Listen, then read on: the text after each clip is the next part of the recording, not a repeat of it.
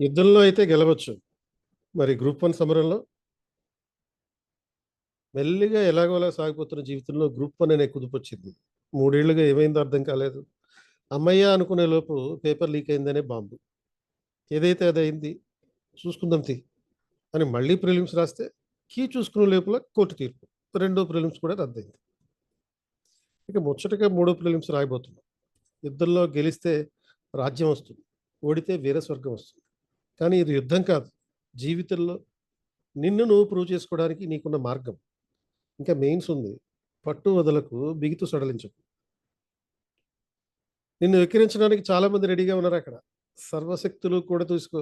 ప్రకృతి కూడా నీకు సపోర్ట్ చేస్తుంది. చివరి రక్తపు బొట్టు వరకు పోరాడు. ఓడిపోతే సంతోషించడానికి 1000 కాకులున్నాయి.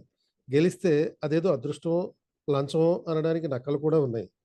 నీ గెలుపోటములతో సంబంధం లేకుండా నిన్ను ఇష్టపడే అమ్మ ఉంది. నాన్న ఉన్నాడు. నేను ఉన్నాను. అర్జున! గాంధీవం సవరించు, పాశుపతం సంధించు. పద యుద్ధం చేద్దాం.